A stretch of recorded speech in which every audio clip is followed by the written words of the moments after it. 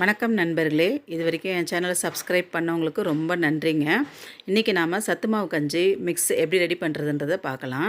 இதுக்கு தேவையான பொருள் என்னென்னு டிஸ்கிரிப்ஷனில் கொடுத்துருக்கேன் பாருங்கள். ஒவ்வொரு பொருளுமே தனித்தனியாக எடுத்து நல்லா அலசிக்கோங்க. 2லேருந்து 3 தண்ணி வரைக்கும் அலசிக்கோங்க. அந்த கடைசி தண்ணி கண்ணாடிமாக இருக்கணும். அந்தளவுக்கு அலசிட்டு ஒரு சுத்தமான துணி எடுத்து விரித்து இந்த பொருளை நம்ம அலசி வச்சுருக்கோம்ல அதெல்லாம் தனித்தனியாக போட்டு காய வச்சுக்கோங்க. 1 நாள்லேருந்து 2 நாள் வரைக்கும் ஃபேன் காற்றுலேயே காயட்டும். இதில் மொத்தம் 25 பொருள் சேர்த்துருக்கேன்.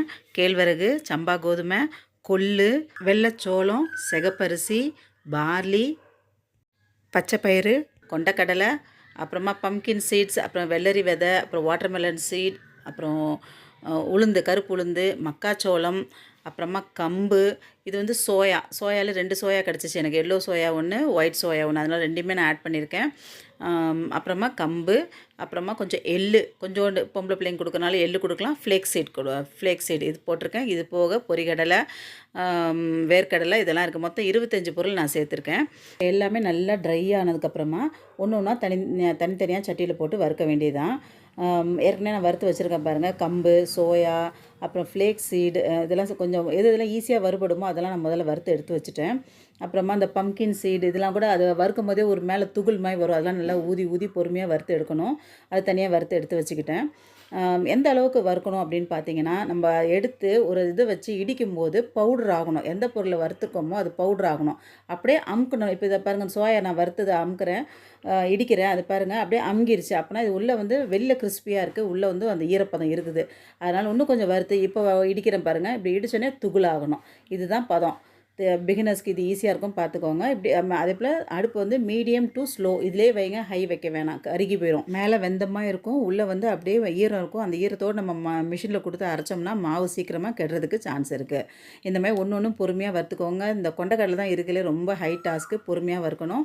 நான் இன்றைக்கி அந்த சிகப்பரிசி போட்டிருக்கேன் பாருங்கள். நம்ம வேணும்னா நம்ம சிறுதானியம் இது எதுனாலும் நீங்கள் போட்டுக்கலாம். குதிரைவாளி அரிசி அதெல்லாம் போடலாம். நான் ரொம்ப அரிசியை சேர்த்தோம்னா அப்படியே திக்காகிடுது. அதனால் இந்த முடிஞ்ச அளவுக்கு இந்த மில்லட்ஸ் இந்த மாதிரி சேர்த்துடலாம். கார்ன், கம்பு, கேழ்வரகு இப்படி கொண்டு போகணுன்றதுக்காக அரிசி வெறும் சிகப்பரிசி மட்டும்தான் போட்டிருக்கேன் நான். இந்த கார்ன்லாம் சிலது பொரிஞ்சு வரும், சிலது பொரியாமல் இருக்கும். அந்த பொரியாத கூட ஒரு தடவை நச்சு பார்த்துக்கோங்க, நல்லா உள்ள பவுடராக இருக்கா அப்படின்னு சொல்லிட்டு. அப்போ தான் பதம் அது. இப்போ வேர்க்கடலை, பொரிகடலை இதையும் நான் ஆட் பண்ணி அதையும் நல்லா ட்ரை ரோஸ்ட் பண்ணிடுறேன். அதுக்கப்புறமா ஓட்ஸ் கொஞ்சம் எடுத்திருக்கேன் நான். எனக்கு இந்த மல்டிகிரெயின் ஓட்ஸ் கிடச்சிச்சு. அதிலே ஒரு 5 திங்ஸ் நம்ம ஏற்கனவே ஆட் பண்ண திங்ஸ் இருந்துச்சுன்னா அதனால் அதையும் சேர்த்து போட்டு ஓட்ஸையும் கொஞ்சம் ஆட் பண்ணிக்கிட்டேன். கடைசியாக ராகி மட்டும் 1/2 கிலோன்றனால கொஞ்சம் பொறுமையாக வறுத்து எடுத்தாச்சு. அப்புறம் பாதாம், பிஸ்தா, கேஷ்யூ, அப்புறம் இந்த அக்ரூட் இதெல்லாம் வந்து ஓடிஜியில் என் பொண்ணு வச்சு கொடுத்துட்டாங்க.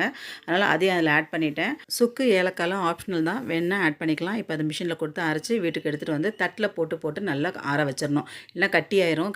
அதனால் தனித்தனியாக தட்டில் போட்டு அப்படியே ஆற வச்சுட்டு சுத்தமான ஒரு கண்டெய்னரில் ஸ்டோர் பண்ணி வச்சுக்கோங்க. இப்போ எப்படி கரைக்கிறதுன்றது பார்க்கலாம். ஒரு ஸ்பூன் கஞ்சி மாவு எடுத்திருக்கேன். அதில் ஒரு 1/2 டம்ளர் தண்ணி ஊற்றி கரைச்சிக்கோங்க. கொஞ்சம் நாட்டு சர்க்கரையும் அதில் ஆட் பண்ணிக்கோங்க. சிம்மில் வச்சு நல்லா கொதிக்க விடுங்க. ஏற்கனவே மாவு நல்லா வறுத்தனால வெந்துருச்சு. ஒரு 10% தான் இங்கே வேகணும். அதனால் லைட்டாக கொதிச்சா போதும். கொதித்து வரும்போது அப்படியே இறக்கி வச்சுருங்க.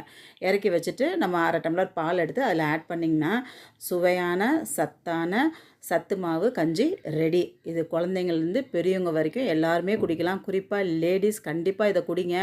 டீ, காஃபி அவாய்ட் பண்ணிவிட்டு குடிங்க. முதல்ல கொஞ்சம் கஷ்டமாக தான் இருக்கும், ஆனால் இது குடிங்க.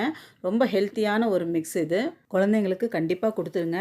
இந்த கஞ்சி ஃபார்மில் பிடிக்கலைன்னா இந்த மாவு வச்சு நம்ம உருண்டை தயாரிச்சிக்கலாம். நெய் உருண்டை மாதிரி பண்ணிக்கலாம், இல்லை தோசை மிக்ஸ் பண்ணி ஊற்றலாம், இட்லி ஊற்றிக்கலாம், எதுனாலும் பண்ணிக்கலாம். அதனால் இந்த சத்து மாவு கஞ்சி கண்டிப்பாக குழந்தைங்களுக்கு கொடுங்க. இந்த வீடியோ உங்களுக்கு பிடிச்சிருந்தா லைக் பண்ணுங்கள், ஷேர் பண்ணுங்கள், சப்ஸ்கிரைப் பண்ணுங்கள் and stay connected. Thanks for வாட்சிங்.